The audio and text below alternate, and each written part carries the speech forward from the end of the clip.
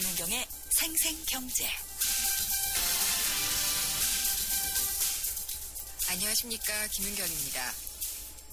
여객선 세월호 침몰 사고로 국민 모두가 참담한 하루 또 지나가고 있습니다. 가장 중요한 것은 신속한 생존자 구조겠죠. 지금 선체에 공기가 주입이 됐고요. 계획대로라면 조금 전 오후 3시부터 바로 구조대가 생존자 수색 작업을 시작할 예정이었는데요. 공기 공급기가 고장나면서 조금 지연됐다고 합니다. 다른 말을 제가 더 보태기는 어려울 것 같습니다. 실종자 가족들 그리고 우리 국민 모두 끝까지 희망 잃지 않으시길 바랍니다.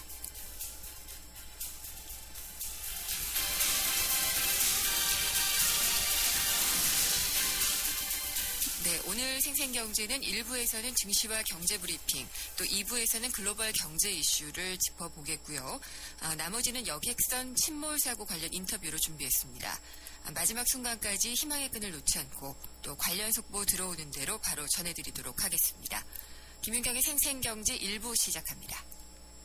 한때 보리 하나로 콜라와 싸워 전설이 되신 분이 계셨지.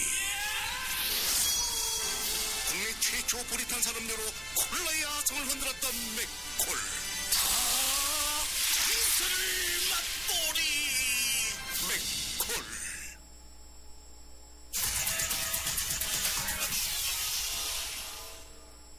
네, 오늘의 증시 알아보겠습니다. 신한금융투자 곽상준 PB팀장입니다. 안녕하십니까? 네, 안녕하십니까. 곽상준입니다. 네, 오늘 증시는 어떻게 끝났나요? 네, 이번 한 주간 계속 좋지 않은 흐름들을 보여주었습니다. 지난 금요일부터 변함없이 조금씩 떨어지는 모습 보여줬는데요. 6거래일 만에 반등에 성공하면서 오늘 장 마감했습니다. 오늘 거래소 종합주가지수는 6포인트 상승으로 시작을 했습니다만 외국인들과 기관의 매수에 힘입어서 상승폭을 조금 더 키워가면서 2000선 이상에서 마무리되었는데요. 전일 대비 12.23포인트 0.61% 상승하면서 204.28포인트를 기록했습니다. 거래소뿐만 아니라 코스닥 시장도 강세 나타내기는 마찬가지였는데요. 코스닥 시장도 아침보다는 종가가 가장 높은 부근에서 마감되는 모습 보여주었습니다. 전일 대비 5.48, 0.97% 상승하면서 571.23포인트를 기록했고요. 거래소와 코스닥 모두 개인만이 매도를 했고 외국인과 기관은 매수하는 양상 보여주었습니다. 업종별로도 고른 상승 보여주었는데요. 거래소에서는 방업종이라고 할 수 있는 전기가스와 그동안에 강세 보여주었던 증권업종 정도를 빼고는 전 업종이 상승하는 모습을 보여주었고 그중에서도 은행과 운수장비 자동차 업종이 강세 나타냈습니다. 코스닥 시장에서도 반도체 업종이 가장 높은 상승세 보여주었고요. 떨어진 종목은 통신 서비스 정도 수준밖에 없고 대부분이 상승하는 그런 흐름들, 아주 좋은 분위기의 흐름들 보여주었습니다. 그러나 그 거래 대금은 매우 저조한 모습 보여주었는데요.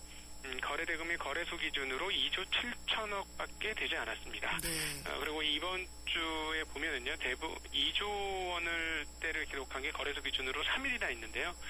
결국 올 들어서 이번 한 주가 가장 거래 대금이 저조했던 그런 한 주였다, 이렇게 볼 수 있겠습니다. 거래 대금이 줄어든 것은 뭐 특별한 이유가 있을까요? 네, 그 시장에서 어떤 큰 추세적 흐름들 찾기는 좀 어렵고요. 그리고 네. 뭐 마치 그 손흥민 선수가 리본 체조하듯이 요즘 시장 분위기가 거꾸로 돌아가고 있습니다. 그러니까 그 선물 시장의 움직임에 따라서 그 주식 시장이 좀 움직이는 흐름들을 보여주고 있는데요. 선물 시장이 그 옵션 시장에서는 양매도 국면들이 계속 지속되고 있습니다. 그래서 보합권에서 크게 변동성을 가지지 못하자 거래 대금이 상당히 줄어든 것이다, 이렇게 볼 수 있는데 오늘은 좀 특이한 점은 지수가 12포인트나 상승했음에도 불구하고 거래 대금이 전일보다 더 줄었다라는 점이죠. 그만큼 시장 참여자들이 적극적으로 시장 참여하지 않는다는 것은 시장에 대해서 반신반의하는 세력들이 굉장히 많다라는 것을 반증하는 것이다, 이렇게 볼 수 있겠습니다. 네, 그러면은 지금 일단 엿새 만에 2000선을 회복을 하기는 했는데요. 네. 이게 유지가 되려면은 어떤 것들이 좀 필요할까요? 네네. 이게 계속해서 추가적으로 상승하려면 외국인들의 수급 흐름들이 계속 양호하게 나와야 될 것 같습니다. 일단 계속해서 유출하던 게 2주 연속으로 유입이 됐고요. 네. 이번 주도 대체적으로 나쁘지 않은 것 같은데 이런 흐름들이 계속된다면 시장은 추가적인 상승은 가능할 것이다, 이렇게 보여지는데 문제는 지금 계속 말씀드렸습니다만 펀더멘털은 약하고, 즉 기초 체력, 수익 가치나 이런 쪽은 약하고 수급에 의해서 움직이는 그런 장이기 때문에 장이 올라갈수록 수급 세력들이 상당히 좀 부담감을 느낄 가능성이 있어 보입니다. 그래서 그런 부분에 따라서 장은 올라가되 아주 호쾌한 상승까지 연결되기에는 지금으로서는 조금 에너지가 부족한 것 아니냐, 이렇게 판단을 하고 있습니다. 대략 어느 정도 선이 또 넘어야지 될 저항선? 저항선, 네네. 예. 지난 2년간 보면 2050선 부분이 잘 못 넘겼던 선입니다. 네. 그래서 아마도 이번에도 고점 정도를 보려면 2050선 정도쯤이 그 지수의 상담 영역이 되지 않겠느냐, 이렇게 판단하는데요. 그러나 실질적으로 내용을 파고 들어가 보면 시장 질적 내용은 나쁘지 않습니다. 시장 질은 굉장히 좋은 흐름들을 보여주고 있는데요. 왜냐하면 지수의 오름폭에 비해서 종목 오르는 것들이 굉장히 많습니다. 오늘 같은 경우도 오른 종목이 약 470여 종목, 그리고 내린 종목이 300여 종목이라서 오른 종목이 약 170 종목 가까이 많은데요. 그 개별 종목군들 쪽에서 수익이 잘 나고 있습니다. 이건 그 중에서도 그 밸류에이션이라고 하죠. 그 평가가 좀 저평가되어진 회사들의 주가가 상당히 좋은 흐름들을 보여주는데, 예전에도 한번 언급을 드렸습니다만 이유가 있습니다. 최근에 펀드 자금들은 전체적으로는 크게 늘어나지 못하고 있는데요. 가치주 펀드와 롱숏 관련 펀드들은 굉장히 자금이 많이 늘어나고 있습니다. 예, 그래서 이제 그 가치주 펀드들이 하는 종목들, 가치주 펀드들의 투자 대상이 되는 그런 종목들의 주가 상승이 상당히 발군하고 있거든요. 그래서 그런 종목 쪽으로는 계속 투자를 하셔도 좋은 결과를 얻을 수 있지 않겠느냐, 이렇게 판단을 하고 있습니다.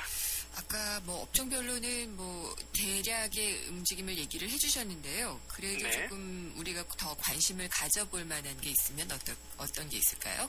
네, 지금 역시나 그 환율 움직임이 이제 아주 크게 변동성을 가졌다가 이번 주 와서 조금 차분한 움직임을 보여줬는데요. 차분한 움직임을 보여줬음에도 불구하고 소위 말하는 복원은 이루어지지 않았습니다. 우리가 이제 환율을 이야기할 때 대략적으로 그동안 지난 1년간 우리가 경험했던 것은 1,050원 정도 라인이면 환율이 더 이상 빠지지 않는다, 이런 것들을 경험해 왔는데요. 여기 한 단계 내려온 다음에 그 가격대로 올라가지를 못하고 있습니다. 그래서 1,030원대 계속 머물고 있다는 게 참 독특한 흐름들인데요. 이에 따라서 수출주들이 과연 어떻게 될 것이냐는 좀 의문이 있습니다. 물론 밸류에이션으로 따져보면 현대자동차라든가 이런 자동차 업종들은 굉장히 저렴한 데 반해서요. 그럼에도 불구하고 이렇게 환율이 이런 식으로 워낙 강세로 흘러간다면 수출업체들은 단기적으로 조금 시각이 안 좋아질 수 있기 때문에 과연 한국 시장에서 한 축을 담당하고 있는 이런 수출업체인 자동차 그리고 전기전자 업종이 어떻게 되는지 여부에 따라서 지수의 큰 흐름들은 상당히 달라질 수 있을 것이다. 이렇게 보고 있고요. 또 하나 지금 최근 이번 주 들어와서 중국 관련 소재주들, 기계 업종들이 상당히 좋은 모습을 보여주고 있습니다. 그러니까 지수가 2050 뚫으려면요, 이 업종과 이 종목들이 잘 올라가야 되는데요. 일단 그 1분기 실적 발표가 시작되는 즈음에 화학업체들의 반등이 조금 강하게 나타나고 있습니다.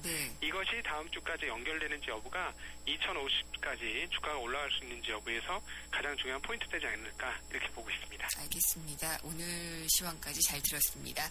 감사합니다. 네, 고맙습니다. 신한금융투자 곽상준 PB팀장이었습니다.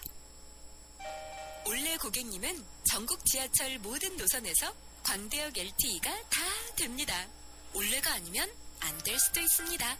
국내 최다 10만 광대역 LTE 기지국으로 지하철 모든 노선에서 다 되는 광대역 LTE 올레. KT와 S사 전국 서비스 중. 우리 집 통신 대표번호 101. TV지를 101로, 인터넷을 101로, 홍보이도 101로, 모두 가입해. CCTV만 봐도 101로. 함께 101. 우리 집 통신은 101로. 모두 다 해결해요. LG U+.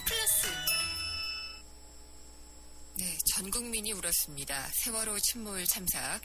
현재 사고 해역에서는 희망의 끈을 놓지 않고 구조 작업을 계속하고 있다고 하는데요. 저도 기도하는 마음으로 좋은 소식을 계속 기다리고 있습니다. 오늘 생생경제 3부와 4부에서는 세월호 관련 인터뷰를 함께 하겠고요. 1부는 여기까지입니다. 2부에서는 경제뉴스 브리핑과 글로벌 경제 이슈를 이어가겠습니다. YTN 라디오 상암시대 개막 특집 대국민 인터뷰 공모전. 예, 여러분 안녕하십니까. 손석희입니다. YTN 라디오에서 대국민 인터뷰를 공모하고 있군요. 이와 관련해 1분 토론을 준비했습니다. 자, 먼저 이승엽 선수 나와주셨네요. 안녕하세요, 이승엽입니다.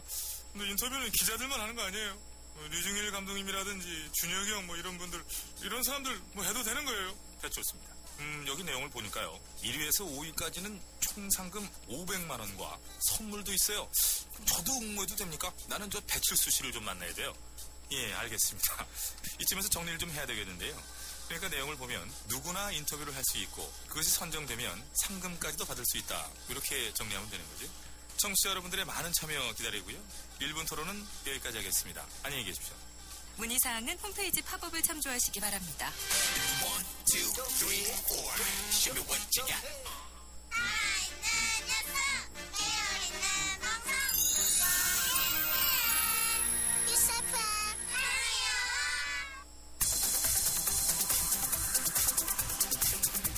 한 걸음 더 경제와 가까워지는 오후 김은경의 생생경제.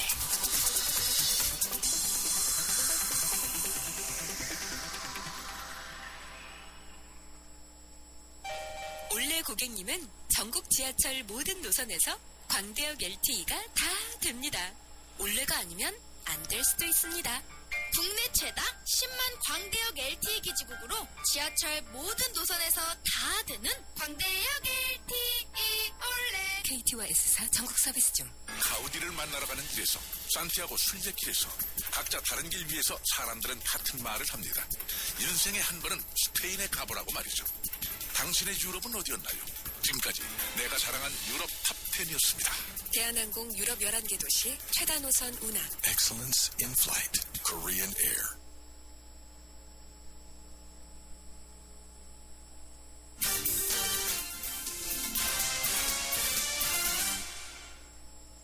네, 경제뉴스 브리핑 진행하겠습니다. 한국일보의 이성철 산업부장입니다. 안녕하십니까? 안녕하세요. 네. 세월호 침몰 사고 간단히 브리핑을 좀 부탁드릴게요. 지금 근데 이게 참 어느 게 지금 진실인지를 좀 알 수가 없는 상황들이 계속 벌어지고 있고, 조금 전에 또 이 속보 뜬 거를 보니까요, 그 잠수부들이 그 선체 진입을 성공했다고 그 본부에서 발표를 했는데 그게 성공이 아니다라고 또 정정을 했다, 이런 또 속보가 그렇네요. 뜨고 있습니다. 네. 참 이거 정말 시간이 얼마 없는데 할 수 있는 방법은 정말로 다 동원해야 되는 것이 아닐까. 그렇습니다. 참 그런 상태고, 안타까움, 분노 이런 거를 다 뭐라고 표현하겠습니까만은, 어쨌든 저는 한 가지 그런 생각이 듭니다. 우리나라가 세계에서 제일 배를 잘 만드는 나라 아니겠습니까? 그렇죠. 조선 1위 국가인데, 세계 1위의 조선 국가에서 어떻게 이렇게 그런 배가 침몰할 수가 있고, 침몰한 배에 대해서 이렇게 대응이 이렇게밖에 될 수가 없는 것인지, 참 과연 하드웨어를 잘 만드는 것이 정말로 선진국이고 강국인지, 그런 참 근본적인 의문을 갖게 되는데요. 아무튼 좀 할 수 있는 방법, 정말로 단 1%의 가능성이라도 있다면 한번 시도라도 해야 되는 것이 아닌지 하는, 제가 전문가가 아니기 때문에 그냥 일반 국민의 바람을 담아서 말씀드린다면은 그렇게밖에는 말씀드릴 수가 없는 것이 아닌가 싶습니다. 네, 그리고 참 언론에서도 이게 정부 당국이 발표하는 수치를 따라서 발표할 수밖에 없는데, 그렇죠. 이런 것들이 자꾸 혼선을 빚는 것들이 굉장히 안타깝기도 하고요. 이게 얼마나 고문처럼 느껴질까요? 참 누구는 이제 희망 고문이다 이런 얘기도 하던데요.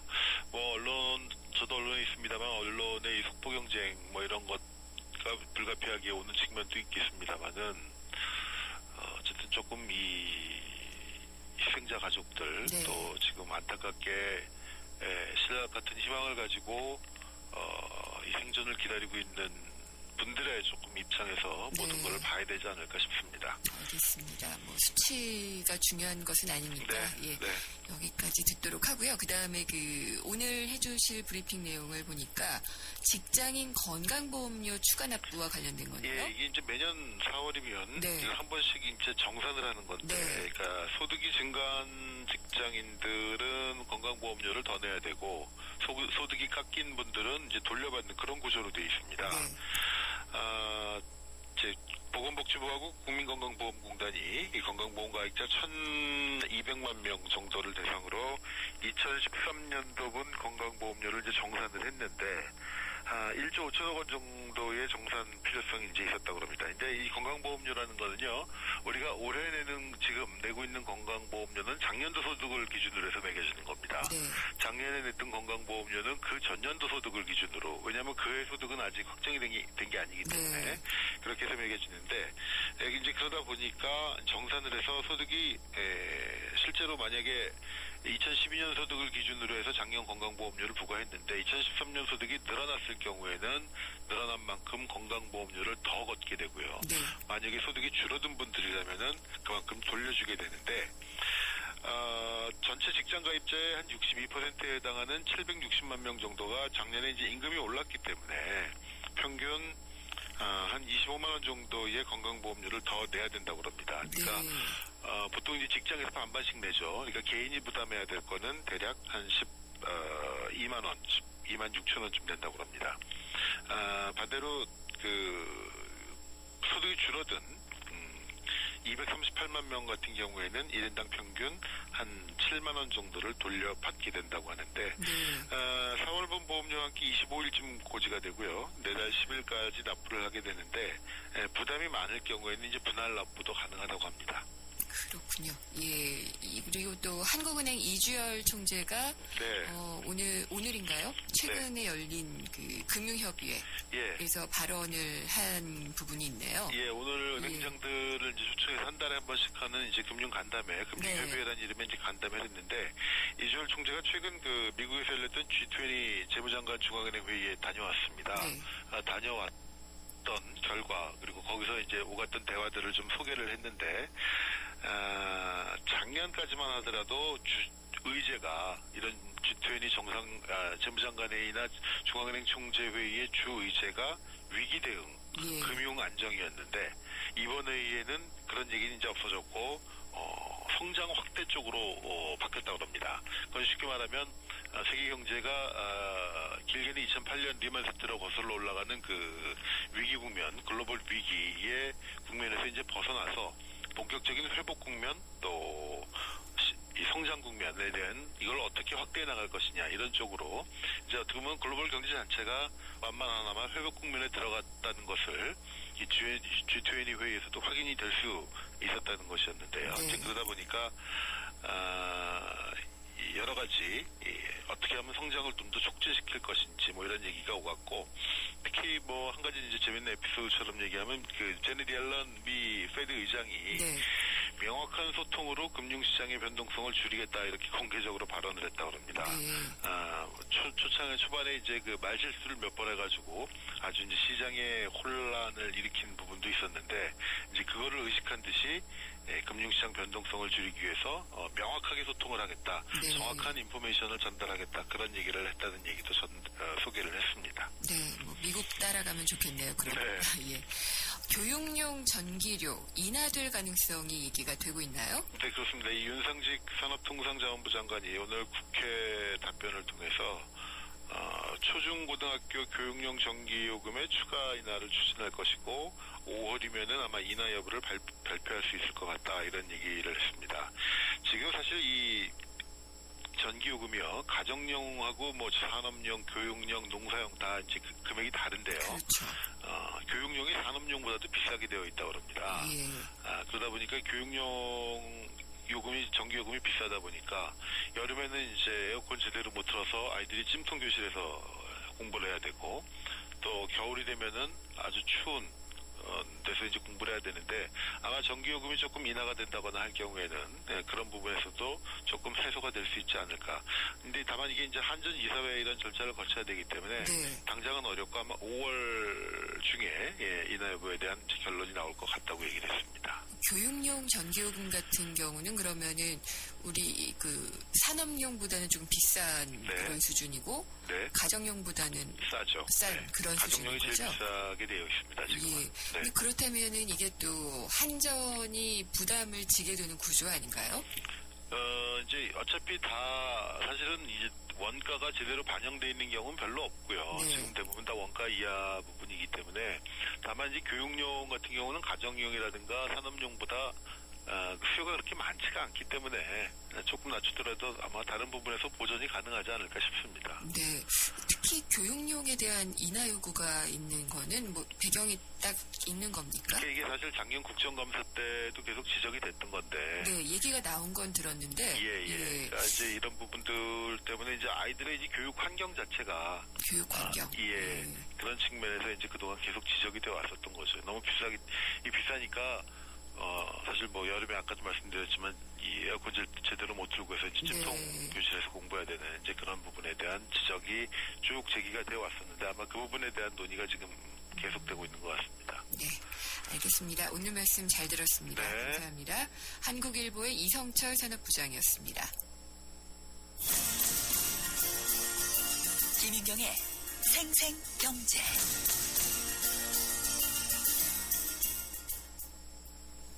네, 전 세계 흐름을 짚어보는 글로벌 경제 이슈 시간입니다. 연합인포맥스 이장원 부장 전화로 연결돼 있습니다. 안녕하십니까? 네, 안녕하십니까. 네, 세월호 침몰 사태 때문에 여러모로 또 바쁘시죠? 예, 그렇습니다. 정말 접촉을 상당한, 하고. 외신에서도 보도는 많이 되는 것 같은데, 예, 뭐 방송이나 CNN이나 CNBC나 그 어제 같은 경우에는 이제 탑5 뉴스 중에 두 꼭지가 뭐 들어갈 정도로 해외에서도 관심이 많고요. 특히 뭐 이제 미국 쪽에서도 뭐 외신에서 많이 나오고 그래서 뭐 네. 우리 저 프로야구 선수들 뭐 류현진, 추신수 선수들도 그 방송을 보고 우리나라 소식을 알 정도라고 하니까 네. 전 세계적인 이슈인 것 같아요. 네, 빨리 좀 구조 작업이 진행이 됐으면 좋겠는데요. 네, 그렇습니다. 글로벌 얘기를 해보면은 일단 이제 실적 시즌이라서 실적이 발표가 되고 있는데요. 네. 구글 실적이 나왔는데 실망했다라는 소리가 들려요. 예, 그러니까 구글이 1분기 매출 순이익 뭐 다 늘었습니다. 그 매출은 19%, 순이익은 32% 늘었는데 이제 시장에서 예상했던 그 수준보다는 이제 나빴고, 그러니까 기대치에 못 미쳤으니까 이거에 대한 실망. 그러니까 주가라는 거는 기대감에 오르고 어떤 그 확인된 실적이 뒷받침이 돼줘야 그 실적 주가가 이제 정당화가 되는 건데 이제 그게 안 됐기 때문에 어제 시간의 거래에서 6% 정도 급락을 했고 또 이제 오늘 새벽 마감 때는 3.5% 하락을 했는데 이제 이 구글 실적이 나온 게 어떤 의미가 있냐면 최근에 이제 나스닥 그 지수가 그 폭락하고 뭐 좀 변동성이 심한데 이 나스닥 거품 논란이 이 구글 때문에 더 가중될 수 있다. 왜냐하면 구글 같은 경우에는 그 나스닥을 대표하는 시가총액이 세 번째로 큰 그런 좀 중요한 주식이고 그 구글이 실적이 안 좋아서 주가가 급락한다는 건 나스닥에 있는 다른 기술주들 또 바이오주들이 실적이 안 좋지 않겠느냐. 작년 올해 이렇게 주가가 많이 올랐는데 결국은 그게 거품이 아니겠느냐. 그런 논리로 좀 주가가 하락을 할 것으로 좀 예상이 되고요. 이제 다음 주에 그 실적을 발표하는 기술주들이 좀 있습니다. 그래서 애플이 23일에 발표를 하고 페이스북도 23일, 아마존 24일 이렇게 해서 이제 그 대장주들이 계속 그 실적을 발표하는데 특히 이제 애플 같은 경우에는 시가총액이 나스닥에서 제일 큰 주식이고 애플 실적이 어떻게 되느냐에 따라서 나스닥 전체 또 미국 증시 전체에 미치는 영향력이 클 것으로 예상이 됩니다. 네, 지금 근데 구글 성적 같은 경우에는 눈높이를 맞추지 못해서 그렇지 사실 그렇게 나쁜 건 아니었죠. 예, 그렇습니다. 뭐 밸류에이션 얘기를 하는데, 그러니까 그 구글 실적이 좋지만 그 작년과 올해 주가가 올랐던 그 주가 대폭만큼은 아니지 않느냐. 이렇게 좀 평가가 나오는 것 같습니다. 네, 그러게요. 다음 주 발표될 기업들이 또 상당히 중요한 역할을 할 것 같아요. 네, 그렇습니다. 그래서 나스닥 거품론이 확인이 되느냐 아니면 부정이 되느냐의 어떤 기로에 서 있다고 볼 수 있을 것 같은데 네네. 근데 이 기업 내부의 경영진들이 해당 주식을 팔아치우고 있다. 이러면은 왠지 좀 불안해지지 않나요? 예, 뭐 어떻게 보면은 까마귀 날자 배 떨어진다라고도 볼 수 있는데 일단 경영진들이 자기 회사 주식을 판다는 거는 일단 안 좋은 신호라고 볼 수 있는 게 자기 회사 미래를 나쁘게 보고 있거나 아니면 회사에 자금이 없거나 아니면 본인이 자금이 없거나 뭐 이렇게 이제 해석이 될 수도 있는 되게 조심스러운 이슈고 또 최근에는 이제 나스닥 거품론이 이제 일면서 주가가 많이 올랐으니까 경영자로서 경영에 뭐 전념하기보다는 이때 자기 주식을 팔아서 좀 이익을 챙기려는 거 아니냐 이런 좀 어떤 도덕적인 논란 그런 것도 좀 있을 수 있는 그런 이슈인데 최근에 이제 아마존의 제프 베조스 최고 경영자, 그다음 페이스북의 쉘 샌드버그 최고 운영 책임자 이런 IT 거물들이 자기 회사 주식을 팔았다고 해서 좀 관심이 집중되고 있습니다. 이 베조스 같은 경우에는 최근 6개월간 아마존 주식을 10억 달러, 우리 돈으로 한 1조 원 정도 팔았다고 하고요. 많이 팔았네요. 예, 그리고 이게 나스닥이 폭락하기 전에 지금 다 팔았고, 어떻게 보면은 이렇게 아마존의 그 베조스가 주식을 팔아서 뭐 아마존 주가가 떨어진 거 아니냐 이렇게 해석을 할 수도 있는 또 부분이기 때문에 개미 투자자들의 좀 어떤 항의 뭐 이런 것도 좀 있을 수 있고요. 샌드버그 같은 경우에는 페이스북이 상장하기 전에 2천만 주 정도 가지고 있었는데 이거를 이제 페이스북 주가가 상장하고 주가가 오를 때마다 계속 그냥 처분을 해서 지금 절반밖에 남지 않았다고 하고 있고 이 샌드버그는 원래 구글 출신인데 페이스북으로 영입이 된 케이스고 예, 또 이제 뭐 여성들 멘토 역할도 하고 아주 유명 인사인데 이렇게 이제 페이스북 주식을 파니까 혹시 뭐 페이스북을 떠나서 다른 데로 가려는 거 아니냐 그런 또 추측도 나오고 있고 그래서 이제 이런 그 다른 뭐 IT CEO들도 이제 주식을 파는 사례가 많이 있는데 이게 이제 법적으로는 사실 막을 수 없는 겁니다. 왜냐하면 이게 의무 보호제 예수제도라는 게 있어서 그 기간 대략 한 6개월 되는데 그 기간만 넘기면은 이제 자유롭게 팔 수 있는 건데 아까도 말씀드렸지만 이 경영자들이 주식을 판다는 게 해당 주가에 어떤 미치는 그런 상징적인 의미가 있기 때문에 그런 부분은 좀 조심스러운 사람들이 이제 많이 있는데 최근에 이제 뭐 베조스나 샌드버그가 이렇게 하니까 좀 논란이 좀 일고 있습니다. 네. 그 샌드버그 같은 경우에는 꾸준히 팔아왔다 이렇게 말씀을 하셨는데 제프 베조스 같은 경우에는 이렇게 많이 판 거는 별로 없지 않았나 싶어요. 예, 이런 사례가 이제 많지는 않고 베조스 같은 경우에는 워싱턴 포스트를 얼마 전에 이제 인수를 해서 여기에 좀 뭐 투자를 한다거나 뭐 새로운 사업에 투자를 하기 위해서 판 게 아니냐 그런 또 추측이 나오고 있는데 베조스가 입을 다물고 있기 때문에 왜 팔았는지에 대해서는 뭐 아직까지 구체적으로 나온 건 없습니다. 그렇군요. 사실 정말 경영진들이 어떻게 판단하는지에 대한 불안감을 불러올 수 있는 것 같네요.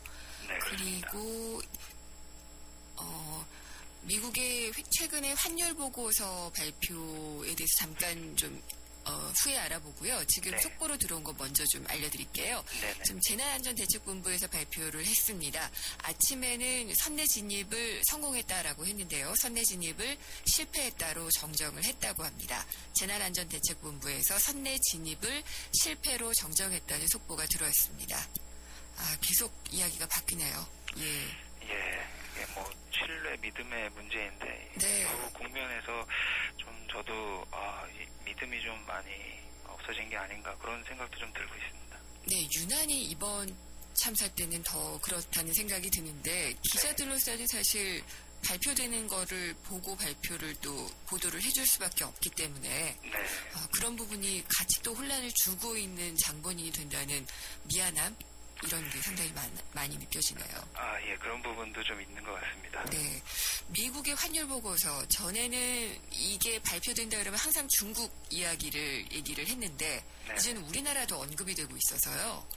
예, 그렇습니다. 일단 그 우리나라 같은 경우에는 수출하는 데 있어서 환율이 가장 좀 중요한 네. 이슈고 최근에 경상 흑자를 좀 많이 기록했기 때문에 좀 견제를 받는 측면이 있는데 이번에 미국이 환율 보고서를 낼 때 우리나라에 대해서 그 환율을 외환시장에 개입하고 있다. 이렇게 이제 단정적으로 좀 얘기를 하고 있고, 네. 환율이 올라갈 때마다 더 적극적으로 개입하는 것 같다. 그렇게 얘기를 해서 좀, 우리나라 쪽에 좀 압박 요인이 좀 될 것 같은데, 네. 작년까지만 해도 뭐 숫자까지는 얘기하지 않았는데, 올해는 얼마나 개입했는지 숫자까지 다 집어넣고, 또 박근혜 대통령 뭐 이름까지 거론하면서, 이제 박근혜 대통령이 내수에 집중한다고 했으니까, 네. 이제 환율에 손대지 말고, 그러니까 예를 들어 경상수지 흑자폭을 좀 줄여라, 뭐 이런, 얘기를 했는데, 이제 좀 넓게 보면, 아까 중국도 말씀하셨지만, 미국이 이 환율 보고서를 이용해서, 중국을 견제하려는 측면이 분명히 있고요. 또 이제 일본 같은 경우에는 이번에 어떤 측면에서 면죄부를 줬다고 볼 수도 있는데 예. 한 2년 동안 일본이 외환시장에 개입하지 않았다 이렇게 좀 추켜 세우고 뭐 일본이 뭐 엔화를 풀고 뭐 이제 돈 풀기를 하고 있는 거에 대해서도 경제 살리기를 위한 뭐 차원이다 그런 식으로 일본에 대해서는 좀 다독여주고 중국에 대해서는 공격을 하고 우리나라에 대해서는 좀 한 중간 정도 되는 그런 보고서였는데 전에도 말씀드렸지만 어떤 그 미국이 아시아 태평양 전략을 짜는 데 있어서 중국을 견제하기 위해서 일본을 좀 편을 들고 우리나라에 대해서도 좀 편을 드는 부분이 있는데 이런 부분이 환율 보고서에도 조금 녹아 있는 게 아닌가 그렇게 좀 보고 있습니다. 예. 수치는 그러면 어떤 수치가 거론이 된 건가요? 예, 선물안을 이제 그 얘기를 했는데 네. 그 자세한 그 숫자 같은 거는 그 보고서에 이제 나와 있지만 그 외환 보유액에서 그 선물안 그 포지션을 이제 계산을 해가지고 네. 그 남는 부분이 좀 외환시장 외환 당국이 개입한 거 아니냐 그렇게 좀 숫자를 좀 적시를 했습니다. 그렇군요. TPP도 그렇고 이 환율 보고서도 그렇고 확실하게 편가르기를 하고 있다라는 생각이 좀 드네요. 예, 그렇습니다. 예. 그리고 지금 미국도 렌트푸어들의 삶이 많이 어려워지고 있다. 이런 소식이네요. 예, 이제 렌트푸어라고 하면은 집세 부담이 커가지고 어떤 기본적인 생활을 하기 힘든 사람들을 네. 얘기하는데, 미국에서 지금 월세 사는 중산층들 중에 둘 중 하나가 렌트푸어라고 하고요. 이 소득의 30% 이상을 이 집세로 내는 임차인이 전국적으로 50%에 달한다고 합니다. 이 중산층과 저소득층이 감당할 수 있는 집세를 소득의 30%로 보는데 네. 결국 이걸 감당하지 못한 사람이 절반 정도 된다. 그만큼 미국 중산층들의 부담이 커지고 있다. 이렇게 좀 볼 수 있고요. 특히 이제 저소득층 같은 경우에는 이 집세 부담이 커지면 의료 그다음 그러니까 의복, 식료품 이런 비용을 줄일 수밖에 없기 때문에 이렇게 되면 결국 미국 경기 회복이라는 측면에서도 가장 중요한 게 소비가 늘어서 그 내수가 느느냐 이건데 결국에는 경제 회복에도 좀 악영향이 있지 않겠느냐 그런 좀 전망이 나오고 있고요.